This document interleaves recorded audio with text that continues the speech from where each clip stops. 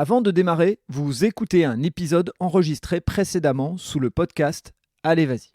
Nous avons donc conservé l'introduction et l'ensemble du montage d'origine. Rendez-vous chaque vendredi pour retrouver un épisode inédit du podcast Tout un sport. J'avais 3 entraînements par semaine, donc c'était vraiment beaucoup. Des entraînements qui duraient 1h30, 2 heures, et c'était pas à côté de chez moi. Donc oui, j'allais vraiment être plus concentré, autant à l'école que sur mes devoirs en fait, pour éviter de perdre du temps en fait. Il y avait des moments où je rentrais chez moi vers 17h, je repartais directement pour être à l'entraînement à 18h et je revenais chez moi vers 20h30. Et j'avais peu de temps pour faire mes devoirs, donc forcément oui, faut être assidu à l'école, pas impossible en fait. Et après, du coup, en seconde, je suis passé dans une section sportive à la Collinière. Et comme c'est un emploi du temps qui est totalement adapté pour les sportifs, j'étais à l'internat. Le temps était devenu tout de suite beaucoup plus gérable. Tout était beaucoup plus gérable, tout plus accessible. J'avais même beaucoup plus de temps libre pour moi. Et mes notes, ça s'est vu, elles ont largement augmenté. Donc oui, en fait, c'est quand on n'a pas un emploi du temps adapté, c'est dur, mais c'est pas impossible. Bonjour et bienvenue sur le podcast Allez vas-y. Allez vas-y, c'est le podcast qui met en lumière les personnes qui passent à l'action. Qu'ils soient entrepreneurs ou entrepreneureux, sportifs ou sportifs de haut niveau, bénévoles ou engagés pour une bonne cause, l'objectif est de vous faire découvrir des parcours de personnes qui ont décidé d'agir pour donner du sens à leur vie. L'idée est de mettre en avant les sportifs et sportives en vue des JO de Paris 2024 qui approchent et pour montrer à quel point ils ou elles ont beaucoup à nous apprendre. Donc chaque vendredi, vous allez retrouver un épisode d'un ou d'une sportive, même si la discipline n'est pas olympique. L'objectif étant de valoriser le sport en général, et notamment des sports moins mis en avant dans les médias. Et un mercredi sur deux, vous allez retrouver les épisodes concernant des entrepreneurs et entrepreneureux, des bénévoles ou des personnes engagées. Donc certaines semaines, ça ne sera pas un, mais 2 épisodes du podcast Allez vas-y. En écoutant ces parcours particuliers ou ces actions positives, j'espère que vous serez inspirés et pourquoi pas que cela vous donnera à vous aussi l'envie d'agir. Je suis sur le podcast ce matin avec Deyan Otou. Avant de je vais d'abord te laisser dire bonjour aux auditeurs et aux auditrices. Oui, bonjour. Avant de commencer ce podcast, je vais faire un clin d'œil à Noémie, ta cousine, qui nous a mis en relation, qui vient de démarrer son alternance chez Holtouk. Donc, merci Noémie. Soit elle nous entendra, soit elle fera même peut-être le montage de ce podcast. Donc, comme quoi, les choses se font en famille. Et donc, avant de démarrer le podcast, c'est devenu une tradition un peu sur Allez vas-y. Pour faire un peu connaissance avec toi, Deyan, on va faire un portrait chinois. Ça veut dire que je vais te dire un mot et puis tu me donneras la première réponse qui te vient à l'esprit, et puis on va démarrer tout de suite avec la première proposition. Si je te dis un lieu, tu me dirais quel lieu? Stadium, là où je m'entraîne, Stadium Pierre Quignon, à Nantes. Et c'est là où j'ai passé la majeure partie de mes entraînements et de mes compétitions, en fait. Donc c'est un lieu avec qui je suis pas mal familier. D'accord, ok. Et on reviendra dessus après. Si je te demande un plaisir gourmand, même si pour le sportif, souvent les plaisirs ils sont un peu des fois limités, mais justement, peut-être qu'on apprécie encore plus. Si je te dis un plaisir gourmand, ce serait plutôt sucré ou salé? Plutôt sucré. Je suis vraiment beaucoup plus sucré. D'accord. Et tu dirais quoi comme il y a quoi comme petit plaisir sucré qui te viendra à l'esprit? Je dirais les pancakes, quand Ah, hésiter, les pancakes. ok. Avec le sirop d'érable? Avec sirop d'érable. Ou du miel aussi, ça dépend des Ah, fois. bien, les deux. Les deux sont vraiment bons. Les deux, je prends, effectivement. Si je te parle d'une passion ou d'un passe-temps, qu'est-ce que tu me dirais? Une passion, un passe-temps, je dirais soit l'astronomie. C'est vraiment un truc qui m'intéresse depuis tout petit, vraiment. Et un passe-temps, je vois la PS4. Ouais, normal en même temps. Normal. Je suppose que tu passes beaucoup de temps sur les terrains d'entraînement, on y reviendra, donc c'est logique qu'il y ait un Oui, petit donc, peu aussi. Voilà. Et si je te demande de me citer une personne qui compte, qui a compté, ou une personnalité, en tout cas quelqu'un qui t'inspire, tu me dirais qui? comment dire ça? J'ai pas de modèle en fait en athlétisme, surtout dans ma discipline, le sprint, mais j'ai quand même quelqu'un à qui je veux ressembler, enfin en tout cas techniquement, c'est Carl Lewis. Bon, c'est un athlète qui est vieux maintenant, mais ouais, qui a percé un peu dans les années 80-90, et je trouve qu'il a une technique une technique vraiment exceptionnelle en fait, et c'est une technique que je veux avoir en fait, avec qui je veux ressembler. C'est vrai qu'effectivement, ce qui avait été souvent mis en avant pour Carl Lewis, c'est qu'on disait que c'était un peu un esthète, c'est-à-dire un très très bel athlète dans sa façon de courir. Certains sont dans Oui, la voilà, c'est puissance. très. Et effectivement, juste aussi par la parenthèse, Carl Lewis faisait en plus du saut en longueur. Donc effectivement, il tirait le bénéfice des deux disciplines. Et on reviendra justement sur toi, les disciplines que tu effectues. Donc maintenant qu'on a fini ce portrait chinois, déjà merci. Je vais te laisser la parole pour nous parler de ton parcours, de où tu viens, quel âge tu as, parce que ça a une importance vu tes performances aujourd'hui. Qu'est-ce qui fait que tu es sur le podcast, en tout cas, qu'est-ce que tu pratiques comme sport, et puis ensuite, tout doucement, on fera plus connaissance avec toi et on parlera de tes ambitions futures. Et bah d'abord, je m'appelle Déa Netou, j'ai 17 ans. Je suis dans le club du Nantes Métropole Athlétisme à Nantes. Je suis né à Brest et je suis venu à Nantes dès mes 2 ans. Enfin, mes parents sont venus à Nantes dès mes 2 ans. Avant de commencer l'athlétisme, je faisais du foot. J'ai fait 2 ans de foot et j'ai pas vraiment accroché à la mentalité du foot en fait et des sports d'équipe un peu plus de manière générale. Du coup, je me suis tourné vers un sport un peu plus individuel, l'athlétisme. Du coup, j'ai commencé, ça fait maintenant 6 ans que j'ai commencé. J'ai commencé en sixième à mes 11 ans et j'ai directement accroché. J'ai directement aimé en fait l'ambiance, l'esprit qu'il y avait un peu dans mon entraînement et dans l'athlé. Ensuite, j'ai commencé à faire des compétitions et je voyais que j'étais quand même pas mauvais. Je gagnais souvent mes courses, bon, avec une technique un peu catastrophique, mais je gagnais mes courses quand même. Donc ça m'a encore plus fait kiffer l'athlétisme.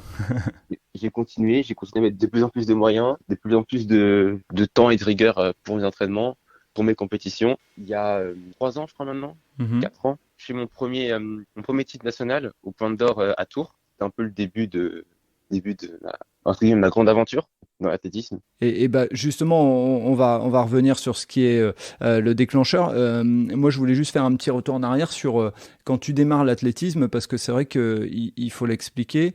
C'est un sport, contrairement à ce qu'on imagine, on ne fait pas que courir, en fait. Il y a pas mal de gammes, etc. Est-ce que tu peux Ah nous, oui, nous ouais. réexpliquer quand tu étais petit, qu'est-ce que tu faisais aux entraînements et tout? Parce qu'il peut y avoir des jeunes qui viennent pas à l'athlétisme en se disant je fais que courir, et en fait il y a aussi des gammes, etc. Enfin, du travail sur le corps avant tout. Ouais, mais en fait, faut se dire qu'en athlé, genre, quand on court, c'est vraiment pour mettre en pratique, mettre en situation réelle un mouvement qu'on a appris un peu plus tôt, un peu plus lentement. C'est qu'en fait, c'est vrai qu'on court beaucoup, je vais pas le nier, mais on fait beaucoup des mouvements plus au ralenti ou de gamme pour s'échauffer, parce qu'en athlé, en général, surtout pour moi, les sprints, on demande au corps un effort très intense sur une petite durée. Donc l'échauffement, c'est vraiment primordial. Et oui, moi, par exemple, sur mes entraînements, quand j'étais plus petit, c'était beaucoup de techniques. On nous apprenait à faire des mouvements, par exemple le départ ou comment faire un bon cycle de course. Ou on nous apprenait, par exemple, à faire des gammes, des montées de genoux, talons-fesses, tout ça. Donc oui, on fait vraiment pas que courir, en fait. C'est très diversifié. Non, et puis l'idée c'est déjà d'apprendre à étirer un peu le corps, etc., de faire les bons mouvements pour pas se blesser, et puis pas perdre d'énergie dans des mauvais mouvements, je suppose. Oui, c'est ça. L'étirement, c'est vraiment important aussi. Qu'est-ce qui fait que tu arrives à l'athlétisme? Est-ce qu'il y a un de tes parents qui a fait de l'athlétisme? Est-ce qu'il y a des copains? Est-ce qu'il y a un frère ou une sœur qui fait ce sport-là? Ou c'est vraiment un hasard? À moitié un hasard, à moitié c'est de famille, le sport. Mon père était joueur de football professionnel au Aune et ensuite en France. Ma mère a fait un petit peu d'athlétisme, mais c'était pas pour y aller à haut niveau. Sinon, oui, le sport, c'est de famille. Ça t'a inspiré. Et quand tu dis ton papa était joueur professionnel, il a joué dans des clubs en France qu'on peut connaître? Il a joué à Brest. Enfin, d'abord, il a joué au Cameroun en équipe nationale et après, il est parti en France. D'accord, ok. Ok, donc oui, effectivement, il y a quelque chose, il y a une forme de filiation autour du sport, mais pas forcément autour de l'athlétisme. Et qu'est-ce qui fait justement que tu t'approches du club d'athlétisme? Il y a une connaissance particulière, ou c'est toi qui regardes des trucs à la télé et tu te dis j'ai envie de faire comme eux? Est-ce qu'il y a un élément déclencheur? Pas vraiment. Non? En fait, c'est comme j'ai dit, à l'athlétisme, je me suis un peu tourné parce que c'était un sport individuel, que j'aimais pas vraiment l'esprit qu'il y avait dans le foot. Enfin, j'ai fait 2 ans de foot et j'ai pas vraiment aimé l'esprit d'équipe qu'il y avait enfin, en tout cas, dans mon équipe. J'aime pas trop la mentalité du football. Donc, l'athlé, c'est un sport individuel. Je me suis tourné vers l'athlé assez facilement, en fait. Et ensuite, j'ai aimé et puis j'ai continué. Mais au départ, il n'y avait pas vraiment de de lien en fait. Ouais, il n'y a pas un sens particulier ou quelque chose, ou un prof qui vient te convaincre ou autre, tu y vas parce que justement, ce côté sport collectif et état d'esprit dans le sport collectif que tu as découvert, c'est-à-dire le foot, te plaît pas à 100%. Et quand tu commences et on y reviendra bien sûr hein, sur ces performances, mais quand tu commences à avoir des premiers résultats, comment tu te projettes sur le fait que l'athlétisme, ça peut être quelque chose de plus que juste du loisir. Est-ce qu'il y a un moment où ça bascule dans ta tête, où tu te dis, ah bah tiens, je vais essayer d'aller chercher des performances plus intéressantes et peut-être à terme devenir sportif de haut niveau. C'est quoi le déclencheur? Honnêtement, le déclencheur, il se fait pas la première année. Parce que la première année, j'avais des bonnes performances, même à la deuxième aussi, mais c'est toujours dans ma tête un peu du loisir. C'est vraiment quand j'étais du coup en quatrième, quand j'avais un peu plus de 13 ans, que là je vois que je fais des performances qui sont vraiment intéressantes, qui sont quasiment du niveau de ceux qui ont un an de plus que moi. Que là je me dis, oui, j'ai peut-être un petit potentiel en athlétisme. Du coup, je peux tenter de mettre plus de rigueur, de plus me la donner à l'entraînement, en fait, et de viser plus haut, en fait. C'est ça que... D'accord. Et au moment de ce déclencheur, qu'est-ce que ça change? Est-ce que de ce fait-là, je sais pas, tu as un entraîneur et puis il en parle avec tes parents et puis tu passes dans un niveau au-dessus, ou tu te retrouves avec un entraîneur plus spécialisé?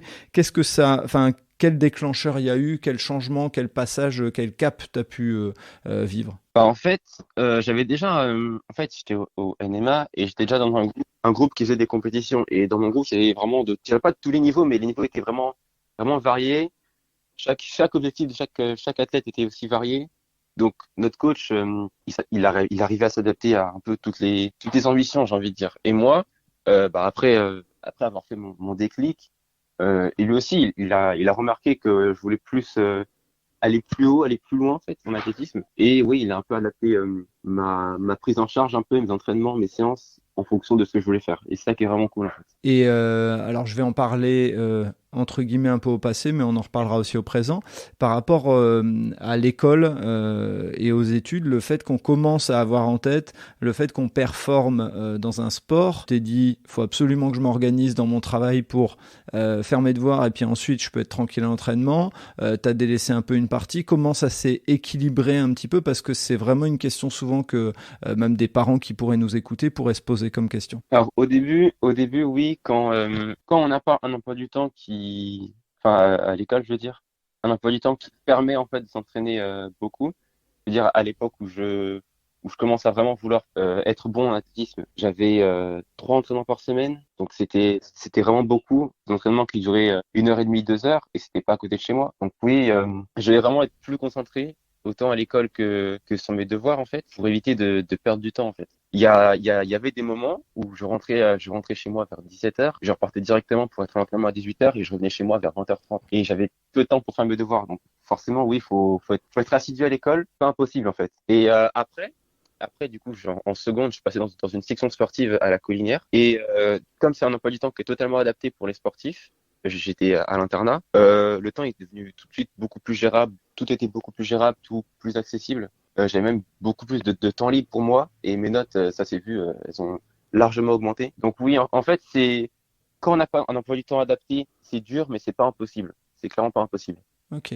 Et donc là, tu parles de l'internat, c'est un cap, c'est un changement d'approche, puisque là, on perd un peu ses repères aussi quand on arrive en internat. Comment tu l'as vécu, toi? Parce que je sais que c'est un sujet important pour beaucoup de sportifs qui sont repérés assez jeunes. Il y a souvent cette séparation, cette coupure avec la famille, ou en tout cas cette arrivée en internat. Comment tu l'as vécu? J'ai vécu assez plutôt bien, Ouais. honnêtement, plutôt bien. Même si au début, ça faisait bizarre de beaucoup moins voir sa famille. En fait, on la voit que le week-end. Après, j'ai de la chance parce que mon internat, il est pas du tout loin de chez moi. On est à 45 minutes en transport, peut-être 20 minutes en voiture. Donc c'est vraiment à côté, en fait. Si j'avais besoin d'un truc au début, mes parents étaient vraiment à côté pour m'aider. Ça, c'est cool. Mais oui, l'internat, c'est un peu une deuxième famille, en fait, parce que le groupe d'entraînement où j'étais, tout le monde était à l'internat. Du coup, tout le monde se connaissait beaucoup mieux, en fait. On passait tout notre temps ensemble. Donc c'était cool. Il y avait vraiment une forte cohésion en fait dans le groupe. Et ça, je pense pour les nouveaux entre guillemets, ça rassure. Le fait qu'on est plutôt bienveillants les uns envers les autres. On n'est pas vraiment délaissés en fait. Et même si la famille elle est loin, on a une seconde famille qui nous attend à l'internat en fait. Tu dirais que le fait de rentrer en sport-études t'a fait passer aussi un cap au niveau sportif selon toi? Oui, bah ça prouvait que je pouvais mettre mon 100% de mon temps, enfin pas 100% de mon temps, mais je pouvais mettre beaucoup plus de temps et d'énergie dans l'athlète et ça me faisait plaisir. Et donc, comme tu l'as expliqué tout à l'heure, l'athlétisme, c'est un sport qui est, quand on le voit à la télé, c'est sublime, etc. Enfin, il y a vraiment quelque chose de télégénique. Maintenant, avant d'en arriver à ces performances-là et autres, il y a quand même beaucoup de travail sur les gammes, alors qu'on imagine des fois, à tort pour certains, que l'entraînement d'un athlète, c'est courir, courir, courir, courir. Et est-ce que tu pourrais expliquer un petit peu justement aux auditeurs et aux auditrices qu'est-ce qui fait la différence entre guillemets selon toi entre quelqu'un et peu importe, on va pas chercher les champions du monde et autres, hein, on va parler de ton niveau, mais qu'est-ce qui fait la différence entre quelqu'un comme toi qui performe et quelqu'un qui stagne et voire qui va arrêter après d'être sportif de haut niveau? Bah pour moi, ce qui fait un peu la différence, c'est la rigueur qu'on met sur le travail qu'on fait, clairement. On peut, par exemple, à l'entraînement, c'est vrai que on pense toujours on court, je sais pas combien de séries de 100 mètres, on fait que courir, on sort de la séance, on est crevé. Il y a beaucoup de séances où vraiment faut être très rigoureux sur les mouvements qu'on fait, sur comment on va s'échauffer. La manière la plus efficace, faut la trouver parce que ça dépend un peu de chaque athlète.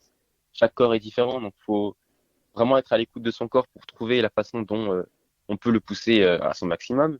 Aussi prendre soin de son corps, donc ça passe par un échauffement adéquat, des étirements presque tout le temps. Enfin, je sais qu'il y en a beaucoup d'athlètes qui s'étirent beaucoup le matin, d'autres beaucoup le soir, ça dépend, des fois les deux. Des étirements qui peuvent durer jusqu'à 20 minutes. Hein, c'est vraiment quelque chose qu'il faut prendre au sérieux en fait. Donc oui, c'est pas que courir, c'est pas que sur la piste en fait, c'est vraiment en dehors. Après, il y a aussi le sérieux basique en fait chez les sportifs qui veulent les sportifs de haut niveau.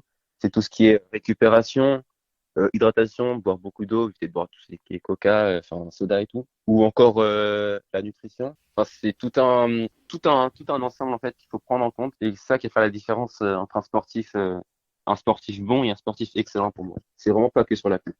La piste est limite 30% du travail qu'un athlète fournit en fait. D'accord. Et tu dirais que tu as commencé à partir de quel âge à vraiment avoir ces réflexes autour de la nutrition, du fait de bien boire, etc. C'est arrivé à quel âge pour que, justement, pareil aussi, des parents puissent s'identifier un petit peu et dire, bon, bah là, effectivement, il commence à avoir des performances, faut qu'on fasse plus attention à ce qu'il mange et tout. Est-ce que d'ailleurs, c'était tes entraîneurs aussi qui te guidaient là-dessus? Non, c'est pas mes entraîneurs, c'était et mes parents, enfin Mhm. surtout mon père qui a déjà été athlète, enfin sportif de haut niveau, Bien sûr. du coup qui connaissait un peu déjà le domaine. Mais c'est surtout, c'est qu'en fait, c'était à 15 ans, j'avais eu un stage national du coup pour les athlètes qui commençaient, enfin qui avaient des bonnes performances et à qui la fédération française voulait aider à progresser plus vite et à progresser au mieux. Et dans ce stage, on avait vu une nutritionniste qui nous avait expliqué un peu tout ce qui était nourriture, apport nutritionnel, hydratation, quand s'hydrater, comment le faire. Donc tout ça, ça m'a un peu ouvert les yeux en fait. Ça m'a fait un déclic de me dire que bah oui, il y a des choses qu'il faut faire différemment. C'est comme ça qu'il faut le faire.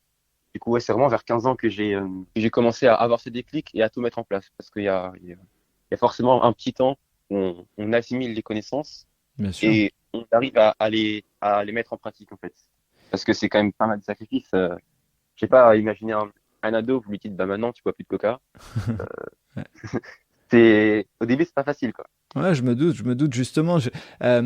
Qu'est-ce qui entretient cette motivation? Parce que c'est à partir de cet âge-là, si je me trompe pas, que tu commences à avoir des performances vraiment marquées. Parle-nous un petit peu de ces premières grosses performances, parce que j'ai vu que tu as été double champion de France en salle du 60 mètres et du 200 mètres, et je pense que c'est en cadet, c'est ça? C'est à peu près vers cet âge-là que tu as ces premiers titres? Oui, c'était à peu près en cadet.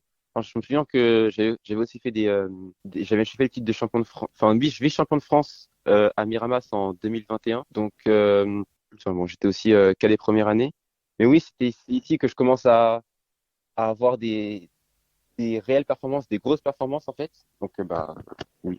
Et quand tu as ces premières vraies performances marquantes, c'est-à-dire soit champion de France, soit vice-champion de France, ça fait quoi dans ta tête? Qu'est-ce qui vient? Parce que c'est important. Il y a des gens qui vont se dire, ouais, bah, le sportif, quand il gagne ça, il est tout de suite en train de dire l'étape d'après. Est-ce que quand tu gagnes, tu penses à tous les sacrifices que tu as fait depuis le début et genre l'exemple que tu donnais, pas boire de coca, etc. C'est les premiers trucs où tu te dis, ah, j'ai bien fait de faire ces sacrifices et je peux continuer. Qu'est-ce qui est venu dans ta tête quand tu as eu les premiers vrais gros résultats qui montrent que tu es dans la performance et que tu peux viser plus haut? C'est clairement le fait que je me dis, ouais, les sacrifices que j'ai faits, ils sont pas en vain. Mhm. Les objectifs que je me fixe, j'arrive à les atteindre de plus en plus. Ils sont de plus en plus proches de moi, en fait. Donc oui, je pense aux sacrifices que je fais, mais je pense aussi à mes objectifs que j'ai fixés, en fait, autant à court terme qu'à long terme. D'accord. Donc, effectivement, je savoure la victoire en me disant, j'ai pas fait tout ça pour rien. À l'entraînement, j'ai pas fait tout ça pour rien. Mais je pense aussi à ce que je peux faire, en fait. Genre, à chaque objectif atteint, je vois mes objectifs à court et à long terme, en fait.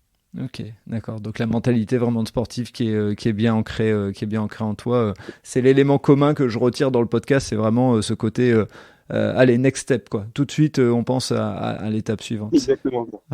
Et parle-nous un peu de cette année 2022, puisque dis-moi si je me trompe, mais tu as participé au championnat d'Europe, au championnat de France, alors en U18, au championnat de France en U18, U20, tu as participé au championnat du monde, c'est une année de fou. Raconte-nous un petit peu cette année. Ouais, c'était vraiment une année exceptionnelle, Mhm. vraiment. Ça n'a pas été facile, honnêtement, d'y arriver parce que ma saison hivernale, j'ai vraiment stagné en fait à partir de ma deuxième course. J'ai fait mon record, mais j'ai stagné pendant 4 mois. Donc c'était vraiment difficile en fait de retourner à mon vrai niveau, hein, j'ai envie de dire. D'accord. Quand tu dis j'ai fait mon record, c'est sur quelle distance? Et puis si tu peux nous donner le chiffre. J'avais fait mon record en janvier, du coup 60 et 200 mètres. D'accord. Au 60, je me souviens bien, j'avais fait 87 et au 200 mètres, j'avais fait 21,92. D'accord. Donc quand tu dis 87, c'est 10,87, c'est ça? Non, 6 secondes 6, 87. 6 secondes 87. Oui, le 10, c'est sur 100 mètres, pardon. Oui, Euh, ouais. ok, 6,87. Oui, et ça, petite parenthèse, enfin, le 60 mètres, c'est un truc de fou. Enfin, c'est-à-dire que 60 mètres, déjà 100 mètres, c'est court, mais 60 mètres, l'explosivité que vous devez avoir, c'est de la folie. Enfin, Oui, tu nous en parleras. c'est vraiment court, ouais, 60 mètres. Et 21,92, alors je vais peut-être situer. Ça, c'est en salle, hein, c'est ça? Ces records-là? Oui, c'est en janvier, en fait, la saison hivernale, comme en général, il fait très très froid et les risques de blessures, quand il fait froid, sont un peu plus élevés. Du coup, on fait des compétitions en salle. En général, la saison en salle, c'est saison hivernale et saison plein air, c'est saison estivale. D'accord, donc je vais, à la limite, je vais te laisser continuer. Je donnerai des références par rapport à d'autres records pour voir un petit peu où tu te situes. Et effectivement, je donnerai des records en extérieur. Donc ça, tu fais ta saison en salle, mais au début, ça performe, mais après, ça stagne. C'est ça, c'est ce que tu disais? Oui, aussi, petite rectification, j'ai fait 21,69 et pas 21,92. D'accord, 21,69. Ok. Ok, ça a son importance parce que on le verra après. Gagner des centièmes, des dixièmes, c'est important. Euh, donc, entre guillemets, stagnes par rapport à ce que toi tu visais et arrive la saison d'été, c'est ça? Et là, Oui, qu'est-ce qui fait que tu te remets dans le bon ordre parce que cette saison d'été, elle a été extraordinaire et tu vas justement nous expliquer un petit peu. Mais juste avant de nous l'expliquer, qu'est-ce qui fait que tu te remets dans le bon sens et en tout cas tu commences à avoir des performances, selon toi? pour moi, c'est clairement grâce à ma psychologue, Marie Gomez. Parce qu'en fait, mon club, je suis au pôle de Nantes et du coup, on a plusieurs services, dont une psychologue. Et c'est vraiment avec elle que j'ai fait un travail assez conséquent en fait sur moi-même. Ça fait déjà presque 2 ans en fait que je travaille avec elle. Et là, ça a remporté ses fruits parce que j'ai réussi un peu à me sortir de la boucle de je pense tout le temps en chrono, je pense tout le temps en chrono. J'ai juste en fait couru une course et aimé courir une course comme je faisais avant en fait. Et je voyais que si je kiffais mes courses, les chronos suivaient forcément. Et bah après, je me suis plus vraiment posé de questions. Si je voyais que si je courais et que je kiffais mes courses sans penser aux chronos, les chronos suivaient. Donc j'ai continué sur cette lancée, tout en continuant à améliorer ma technique, à garder ma rigueur à l'entraînement. Et j'ai vu que ça marchait tout simplement. C'est génial. Enfin, le message que tu passes est génial parce que moi, je pense vraiment, et on a passé un cap aujourd'hui, mais pas encore, et encore, ça reste quand même des fois le point de vue. Mais avant, quand on parlait, je vois un psychologue, c'est que les gens se disaient, je vais dire, je vais faire un truc image bateau, mais il est fou ou elle est fou, elle est folle, pardon. Et vraiment. Moi, je suis persuadé que le mental fait partie, comme tu parlais tout à l'heure de la nutrition, pour moi, le mental, il fait partie du sportif, quoi. Ouais, mais ouais, surtout, enfin pour moi en athlétisme, parce que moi j'appelle ça le sport du dépassement de soi, parce que c'est vraiment quelque chose où tu dois pousser ton corps à fond, carrément, tu dois surpasser tes limites. Et oui, si carrément ton mental y suit pas, tu vas forcément à un moment, tu vas exploser en fait. Soit je sais pas, ton mental il va plus du tout suivre, ou alors au contraire c'est ton corps qui a pu suivre, du coup tu vas enchaîner blessure sur blessure. Vraiment avoir un mental à la hauteur de ses ambitions, c'est super important en fait. Et c'est pour ça que pour moi qu'une psy ou un psychologue, hein, mais c'est vraiment capital en fait.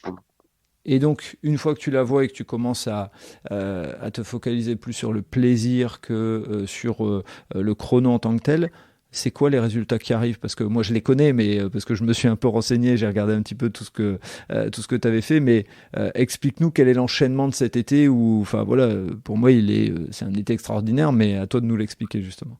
Je crois qu'après avoir du coup fait ce travail, je continue un tout petit peu à stagner, mais en général, surtout dans le sprint, pour moi, genre, quand on stagne un petit peu, physiquement, je veux dire, au niveau des performances, c'est que le jour où on bat notre record, on bat de plusieurs dixièmes.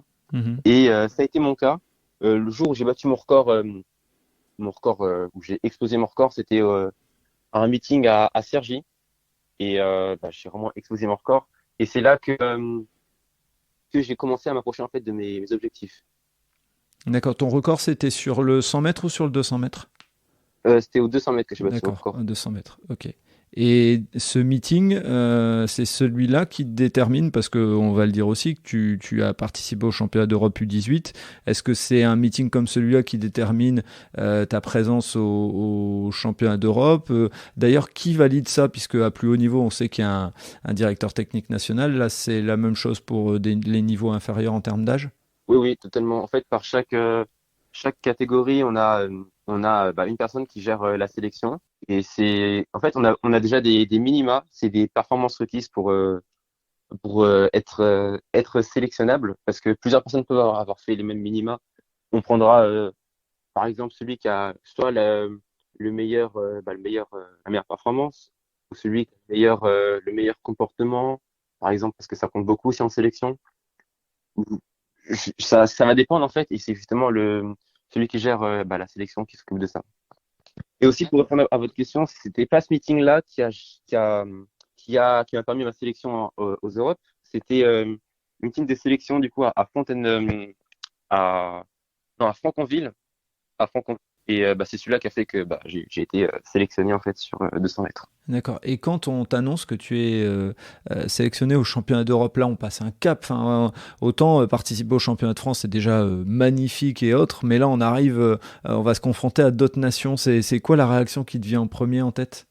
Je me dis ah ça y est, je dis ah ça y est. En fait, j'étais pas totalement sûr parce que j'avais pas encore fait les minima. J'avais fait 21,56.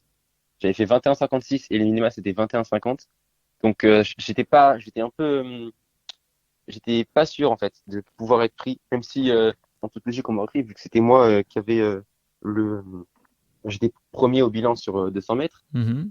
Et quand je vois ça, c'est limite c'est presque une libération en fait. Je me dis ah bah enfin c'est bon, maintenant je vais pouvoir me concentrer sur les Europes et je suis sûr de courir cette course. D'accord. Et il y a une pensée pour une ou des personnes en particulier à ce moment-là? Clairement, je pense à ma coach parce qu'en plus, elle m'a vraiment accompagné jusqu'au bout. Elle m'a accompagné jusqu'à ma chambre d'appel. Elle est venue aux Europes avec moi à Jérusalem. Donc, vous voyez, je dois pas tout à ma coach, mais une grande partie à elle, à Natacha Lapartie. Bien sûr. Ok. Et puis tu fais bien de la citer. T'as totalement raison. Tu arrives à ces championnats d'Europe. C'est quoi Est-ce qu'il y a un étonnement particulier sur l'organisation, sur les échanges entre les athlètes? Enfin, dis-nous un petit peu ce qui se passe dans le off et ce qui se passe dans ta tête quand t'arrives là-bas sur place. Bah, en fait, déjà, quand j'arrive au point de rendez-vous et que je vois tous les athlètes qui ont été sélectionnés pour différentes disciplines, ça fait tout de suite quelque chose de différent parce que je sais que chaque athlète qui était présent en fait dans la salle de rendez-vous, un athlète qui excellait dans sa discipline. Et juste ça, c'était, ça me fait un peu d'excitation quand même.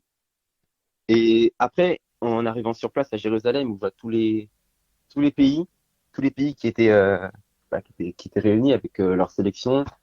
Je me disais, j'entre dans la cour des grands, quoi. Genre, ça commence. Ma première compétition internationale, enfin, vraie compétition internationale, parce que j'avais déjà fait les gymnasiades en mai, et c'était une compétition internationale, c'était les mondiaux NSS, mais c'était différent. Du coup, oui, cette ambiance en fait qu'il y avait chez les athlètes, on parlait pas tous la même langue, mais on savait que chacun était là pour exposer les autres en fait. Et c'est vraiment une ambiance que j'apprécie en fait. Chacun est là pour gagner, donc ou que le meilleur gagne. Quand tu dis c'est une ambiance que j'aime bien, c'est que t'aimes cet esprit de compétition. Oui, oui, je suis vraiment quelqu'un qui aime l'esprit de compétition, tout le temps en compétition. Et donc à ce championnat d'Europe, tu es inscrit uniquement sur le 200 mètres ou sur le 200 et le 100 mètres? Non, en fait, j'aurais pu être inscrit sur 100 mètres et 200 mètres, mais les horaires permettaient pas qu'on fasse un doublé sur 100 et 200. D'accord, Du ok. coup, j'ai dû choisir et je préférais aller sur 200 mètres que sur 100 mètres. Ok. Et bah, explique-nous ce qui s'est passé sur ce 200 mètres. Bah, sur 200 mètres, c'était vraiment fou. En fait, déjà, il y en a eu trois. Il y a eu la série, la demi-finale et la finale. En série, je savais que c'était les deux premiers plus les quatre meilleurs au temps qui passaient en demi-finale. Et j'y suis allé à fond. Mais quand j'ai vu que j'allais être deuxième avec une autre personne, bah, je me suis dit bah j'arrête de courir. Je crois que j'ai arrêté de courir à 10 mètres avant la ligne d'arrivée Ok. pour me préserver pour Ouais. la demi-finale. Et en m'arrêtant 10 mètres avant la ligne d'arrivée, je vois que je bats mon record qui était à 21,56. Je sais plus combien je fais, mais je sais que je bats mon record de genre 20 centièmes. Donc déjà, je me dis, ah, en courant pas jusqu'au bout, je bats quand même mon record, il y a vraiment quelque chose à faire là. Donc déjà, là, j'étais vraiment content. Ensuite, en demi-finale, là, je cours au couloir 2. C'était pas le meilleur des couleurs sur 200 mètres, vu que, en fait, au 200 mètres, on a 100 mètres de virage, on a 100 mètres de virage et après 100 mètres de ligne droite. Et le virage, quand on est plutôt vers l'intérieur des couloirs, donc plutôt vers le centre, ils sont beaucoup plus serrés. En général, ça donne un petit désavantage à ceux qui sont dans les couloirs inférieurs et un avantage à ceux qui sont aux couleurs supérieures. Ouais, tu dois donner plus d'énergie, c'est ça, pour garder ta trajectoire. Ouais. C'est qu'en fait, comme la trajectoire, elle est vraiment courbée, c'est difficile de donner une poussée pour faire avancer son corps et en même temps le faire tourner. C'est plus difficile en fait. Ça demande beaucoup plus de gainage pour pas avec la force centrifuge de sortir du couloir et du coup de se faire disqualifier. Donc c'est un peu plus dur. Mais malgré ce petit désavantage, j'arrive quand même à me qualifier pour la finale. Toujours deuxième et cette fois je fais encore mon record en 21,19. Donc là je peux encore mon record de presque 2 dixièmes. Donc c'est gigantesque. Et je me dis bah là à ce moment-là, je crois que j'avais le troisième ou quatrième temps du championnat en termes de record. Du coup, je me dis, bah là, il y a clairement moyen d'aller chercher une médaille. Et en finale, la fameuse finale, euh, j'étais un couloir devant le, le favori, longobardiste et l'italien, qui lui avait un record en dessous des 28 secondes. Hein. Il était à 20,98. Donc c'était clairement le favori en fait. Il avait 2 dixièmes d'avance sur tout le monde en termes de record. Mais je sais vraiment pas ce qui s'est passé cette course. Elle était majestueuse. Et j'ai fait vraiment un départ incroyable. C'est un des meilleurs départs que j'ai pris sur 200 mètres. mon virage est pas terrible. Je pourrais largement améliorer mon virage, mais c'est mon point faible un peu. Au virage, il me double, il passe devant moi, il me met peut-être 1 mètre ou 2 mètres. Et ensuite, la ligne droite, j'ai vraiment tout donné. J'ai vraiment poussé mon corps à ses limites et j'arrive à le dépasser. Et là, je fais encore mon record, je fais 21 secondes 10. C'était, et là, je passe derrière la ligne et je vois, mais je suis champion d'Europe, là. En U18 champion d'Europe. Énorme. Énorme, faut le dire. Et tu réalises de cette là avec ce chrono, donc tu bats encore une fois ton record. Tu réalises, si je me trompe pas, hein, tu me diras si je me trompe, mais a priori le 4e chrono français de tous les temps dans cette catégorie. Oui, c'est celui-là. Et même moi, j'ai du mal à me rendre compte, même maintenant. Je me doute. Et je vais donner, là je vais en profiter pour donner les standards entre guillemets en 200 mètres. Le record de France, il est de 19,80. Donc ça veut dire qu'on voit que t'es pas loin et en même temps on sait que gagner des secondes c'est énorme dans cette... Des secondes, gagner des secondes, c'est très. En fait, on s'en rend pas compte de manière générale parce que c'est des secondes. Pour nous, les secondes, ça passe très très vite. Mais quand tu fais déjà une course où tu es à fond et tu te dis, bah là, il faut que j'aille encore plus à fond pour gagner, pour grappiller quelques centièmes de seconde, quelques dixièmes de seconde, c'est rien du tout. Mais quand on essaie de le faire, on se rend compte que c'est extrêmement dur. Ouais. Et puis d'ailleurs, la preuve, hein, c'est que ce record, c'est Christophe Lemaitre qui l'a, il tient de 2011, donc c'est pas neutre. Donc toi, déjà, je suppose que si demain on te dit tu passes en dessous des 21, tu signes tout de suite. Bah, totalement, Je me doute. vraiment. Si on me donne 10 dixièmes, je prends. Et quand je suppose qu'il y a un podium et une Marseillaise Oui, et une médaille d'or autour du cou. oui, oui. Et qu'est-ce que ça fait? Vas-y, dis-nous. Bah, le podium était le lendemain. Ouais. Était le lendemain. Ouais, donc t'as le Et temps de digérer en plus. c'est ça. J'avais trop hâte en fait. Je crois que j'ai pas réussi à dormir tout de suite. C'est Je suis bizarre. endormi super tard parce que j'arrivais pas à réaliser ce qui s'était passé en fait dans la soirée. Et ouais, le podium est le lendemain. Et ouais, monter sur la première marche du podium. En plus, le podium il était vraiment magnifique. Les médailles aussi, elles sont incroyables. Et la Marseillaise après qu'on a chanté, il y avait vraiment trop d'émotions à ce moment-là. En Ouais, plus, après, à côté, il y avait bah, la sélection française, il y avait mes potes qui chantaient aussi ouais. avec moi. Et non, vraiment, c'était un moment incroyable. Ah, sublime, sublime. Je pense qu'il n'y a pas de mots pour décrire ça. Il y avait des membres de ta famille qui étaient présents à Jérusalem ou tu étais tout seul? Non, non, il y avait il y avait que ma coach que je connaissais d'avant, mais Ouais. sinon, il n'y a pas vraiment de gens non, que je connaissais. Et comment ça se passe? Ils peuvent voir l'épreuve en direct, ta famille, ou c'est toi qui les Oui, appelles? Ouais, ok, mais en fait, ça a été retransmis à la télé d'accord. en direct. Et du coup, bah oui, ils ont pu voir la course. Il y avait toute ma famille qui était réunie pour voir la course, donc ouais, Ouais, j'étais content. j'imagine. Et est-ce que c'est cette médaille qui déclenche ta présence au championnat du monde, parce que tu te retrouves au championnat du monde junior U20 alors que tu es en catégorie U18? Ça veut dire que Mm. ta présence, elle était prévue d'avance, c'est ta performance au championnat d'Europe qui fait que. Explique-nous un petit peu ce qui fait que tu te retrouves au championnat du monde qui était en Colombie, hein, si je me trompe pas, c'est ça? Ouais, à Cali en Colombie, ouais. D'accord, ok. Et donc, explique-nous, parce que ça, c'est pas non plus un truc banal, entre guillemets. Oui, bah en fait, ma présence un peu au championnat du monde, elle était un petit peu entre guillemets décidée à l'avance parce que j'avais fait un stage de relais Ouais. national avant. J'avais fait en avril, début avril, à à Saint-Raphaël. Mhm. Et bah oui, du coup là, il y avait tous ceux qui étaient plutôt bons en sprint et au relais. Et on voulait essayer de faire un rassemblement relais pour voir comment chacun se présente sur un relais, la technique qu'ils ont. Et bah, en fait, c'est pour voir un peu comment se passer un relais Ouais. avec bah, des plus grands. Parce que moi, j'étais comment un petit 2005. J'avais que 17 ans. Mais il y avait des gens qui avaient 18, 19, 20, 25 ans. Il y avait vraiment de tous les âges en fait. Et tous les athlètes, enfin, il y a beaucoup d'athlètes de très haut niveau. Il y avait par exemple Ryan Zezé, je me Mhm. souviens bien. Ouais. Pablo Matteo, celui qui a fait 10 secondes 0-0 au 100 mètres récemment, là. Ouais. Et Donc, Ryan oui, Zezé, il y a les il était au championnat d'Europe, si je me trompe pas, non? Oui, Ouais. oui, Ouais. ils ont fait deuxième Ouais, au bah, relais. ouais. Voilà quoi. Et bah, justement, en fait, c'est ça. C'est des personnalités qui sont vraiment connues en fait, dans le sprint français et surtout dans le relais français. Et ouais, j'ai fait un relais avec eux. Et, Waouh. et du coup, oui, c'était un rassemblement pour un peu nous préparer au relais. Ensuite, du coup, comme je dis avant, au meeting, euh, au meeting de Sergi, on a fait aussi un relais ensemble. Mhm. Enfin, c'était, comment, c'était prémédité un petit peu. C'est que j'allais faire un relais avec les grands. Et je pense, grâce aussi à ma médaille aux Europes, ça m'a permis de participer à l'aventure à Cali avec les grands.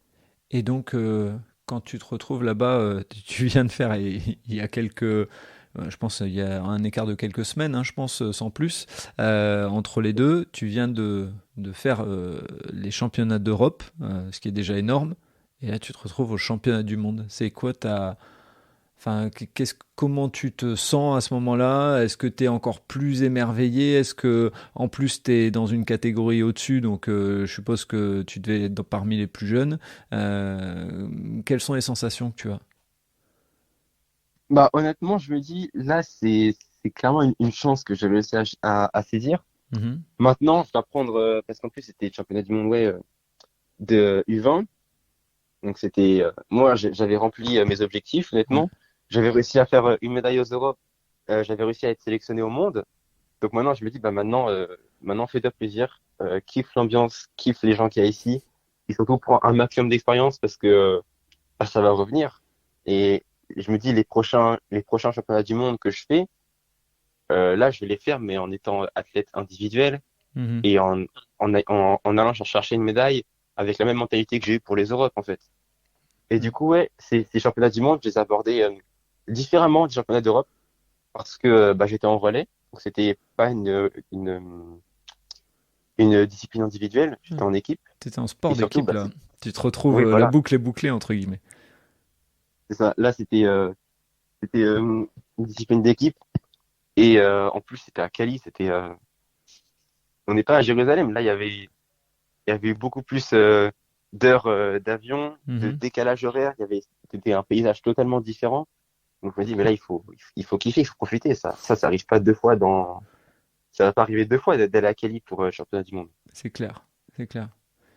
Et donc dans ces championnats du monde, pour passer aussi à la suite un petit peu, mais vous faites une belle série, a priori, hein, si je ne me trompe pas, en relais, et vous vous qualifiez pour la finale, c'est ça?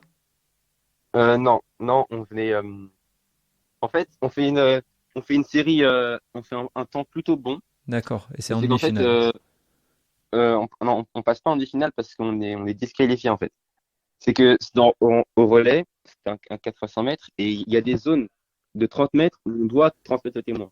Si on transmet le témoin avant ou après, ou si le témoin il tombe, bah on est disqualifié parce qu'il y a eu, bah, Mhm. la session n'a pas abouti en fait. Et c'est sur moi, enfin c'est moi sur le quatrième relayeur, Greg Afoy, que bah justement ça capote un petit peu et je transmets le témoin un peu trop tard, je crois, à peine 1 mètre derrière la fin de la zone. Du coup, bon, Greg finit la course tant bien que mal, mais on est quand même disqualifié. Après, ce qui est un peu, ce qui est un peu plus, comment dire ça, ce qui est un peu dégoûtant jusqu'à la fin, c'est que on finit quand même deuxième de notre course et on bat notre record de facile 50 centièmes, quoi. Alors qu'on fait une fin de course qui est pas complète. Donc ouais. Après, on a quand même vu la finale des relais parce que on voulait quand même savoir qui allait gagner. Et on voit que on aurait largement pu aller sur le podium, je crois. Bon, à part les premiers qui étaient, je crois, en 37 quelque chose, on pouvait largement finir sur le podium. Donc oui, on était un peu dégoûté. Ça fait partie des difficultés C'est ça, c'est le sport. Et bah, ça arrive. Sur le relais, ça arrive, des hors-zones, des témoins qui tombent, tout ça. Et bah, je me dis, bah, maintenant, faut viser l'année prochaine. Et si je suis sur un relais l'année prochaine, bah, faudra tout faire pour que ça arrive plus. Ok. Et petite parenthèse sur ces championnats du monde, tu as la chance, je ne sais pas si tu as pu le voir, si tu étais reparti avant, il y a Anthony Amirati qui devient champion du monde de perche, c'est ça? Ouais, ouais, de perche. Ouais. Bon, j'ai pas vu le championnat sur le stade. J'étais à l'hôtel à ce moment-là. Et ouais, champion du monde, ouais, vraiment. Ça prouve que, je sais pas, que les Français, on est bon sur un peu toutes les disciplines. On n'excelle pas, mais on est bon sur toutes les disciplines. C'est ça le truc. Bien sûr. Et ce qu'on n'a pas dit, c'est que, alors dis-moi si c'est avant les championnats du monde, mais je pense que tu es aussi champion de France U18, U20 en 100 mètres, c'est ça? Ouais, bon, en fait, c'était avant, c'était entre les Europes et les mondes. Ouais, c'était vers le 15 juillet. Et ouais, je suis champion du monde, enfin champion de France 500 mètres. Bon, j'avoue, c'était vraiment dur d'aller le chercher parce que j'étais vraiment fatigué de Jérusalem. C'était genre une semaine avant. Donc j'étais vraiment fatigué de Jérusalem. Et vraiment, je trouve, que c'est mon mental qui a permis que j'arrive à devenir champion de France parce que mon corps, il n'arrivait plus vraiment à suivre. C'est vraiment, je me suis mis dans la tête que mais il faut que je sois champion de France. Je peux pas être champion d'Europe et pas réussir à être champion de France.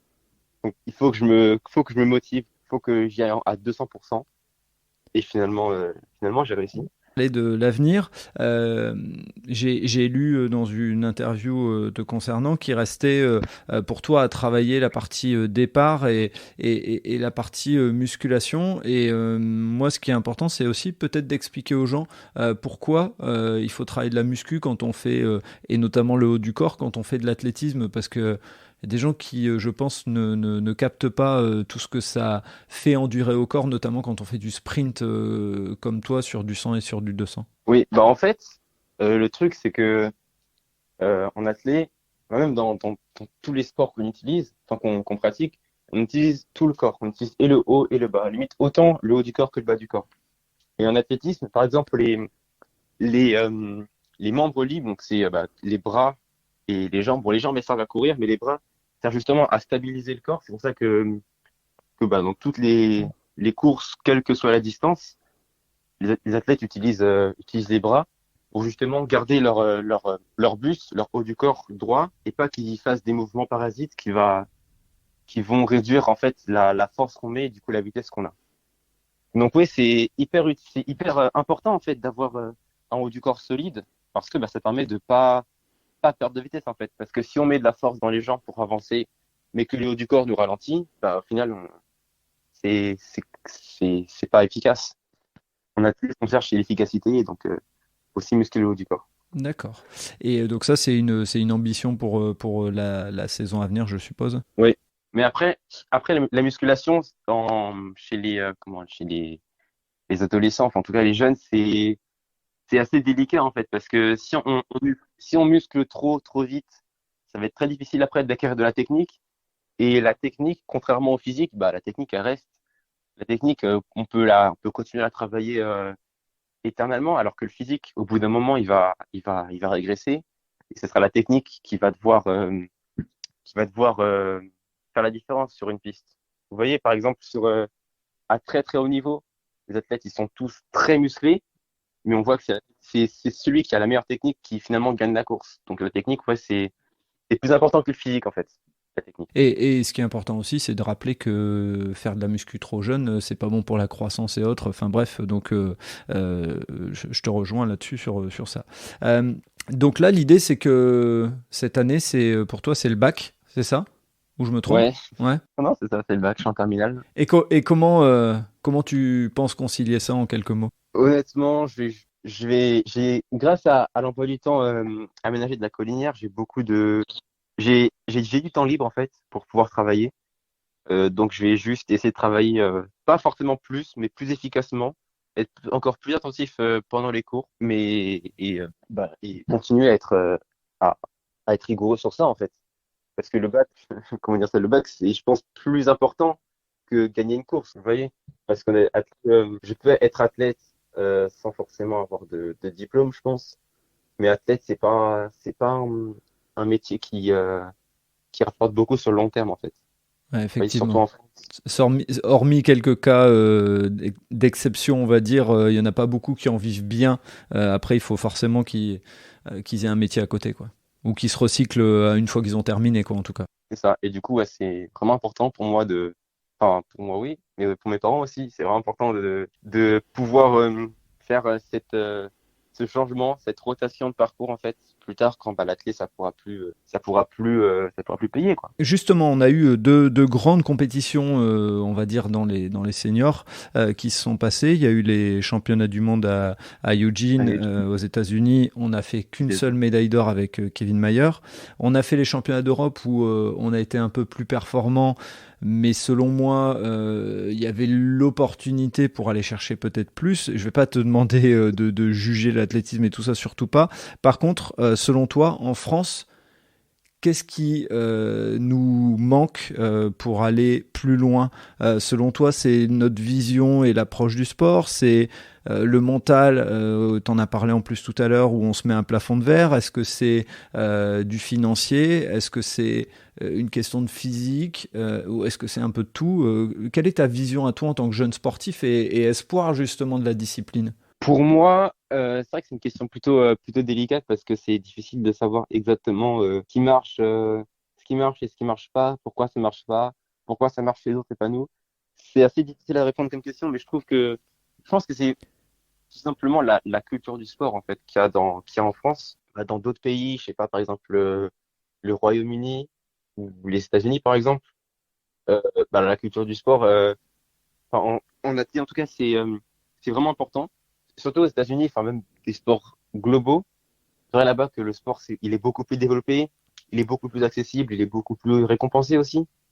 Alors qu'en sport, en France, le sport, euh, enfin en tout cas, comment on amène le sport chez les jeunes, c'est juste de l'EPS à la limite. Et si on va aller dans un club, c'est pas vraiment l'éducation nationale qui s'en occupe, c'est vraiment les bénévoles, ceux qui ont envie de faire découvrir, qui font découvrir.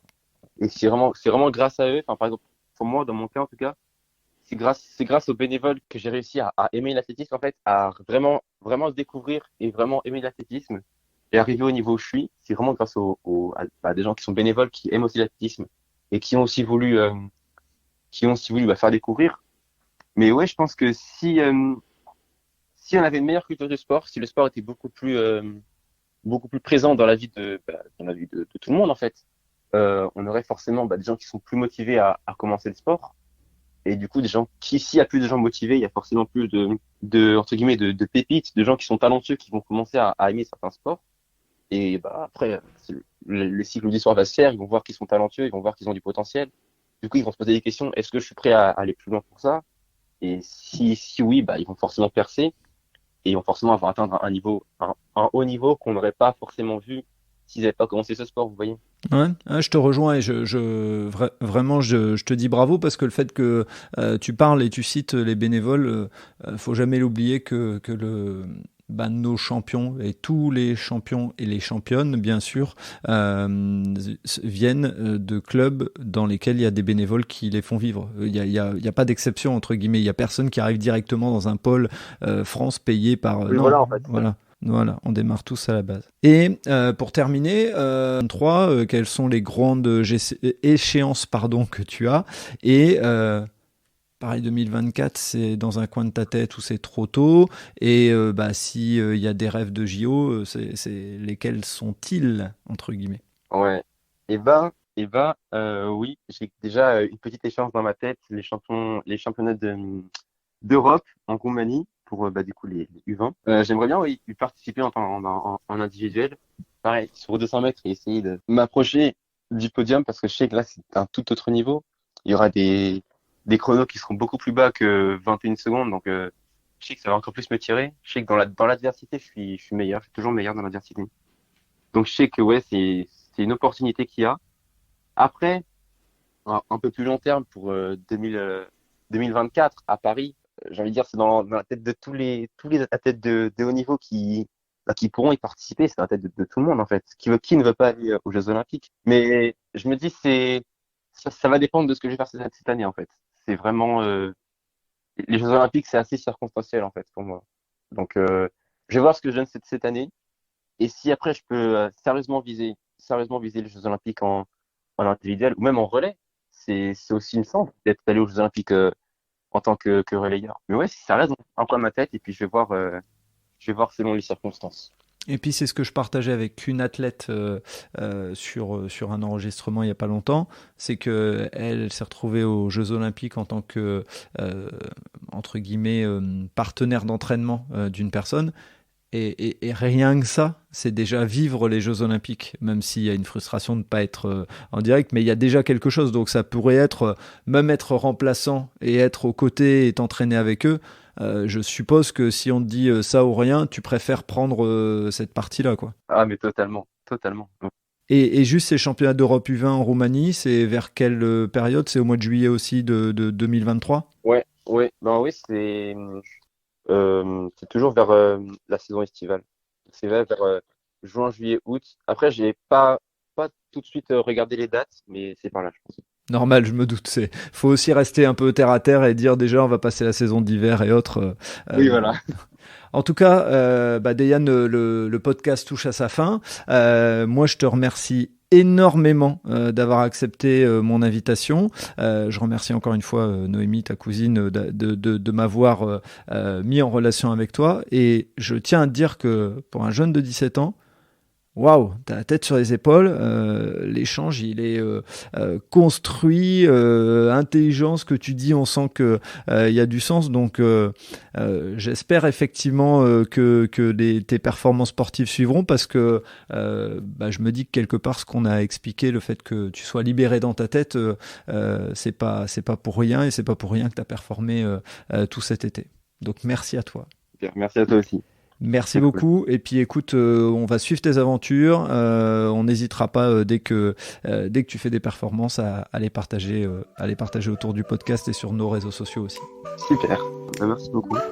Merci d'avoir écouté cet épisode jusqu'au bout. J'espère que vous avez apprécié ce moment. Et si vous voulez en savoir plus, rendez-vous sur les notes du podcast. Si vous avez aimé cet épisode, n'hésitez pas à en parler autour de vous pour donner encore plus de lumière aux actions des invités. Si vous avez envie de suivre Allez Vas-y, abonnez-vous et évaluez le podcast, notamment sur Spotify et Apple Podcast, sur votre plateforme d'écoute préférée. Si vous voulez faire avancer mon travail, laissez un commentaire sur Apple Podcast, ça aide à faire connaître le podcast. Pour ceux qui ne le savent pas encore, j'ai lancé un autre podcast sur le voyage qui s'intitule Loin de chez soi. Il est disponible sur Apple Podcast, Spotify, Deezer et sur les plateformes d'écoute. Je vous donne rendez-vous un mercredi sur 2 pour un podcast Allez Vas-y sur les entrepreneurs et entrepreneureux, les bénévoles et les engagés. Et tous les vendredis pour un épisode consacré aux sportifs et aux sportives. D'ici là, portez-vous bien.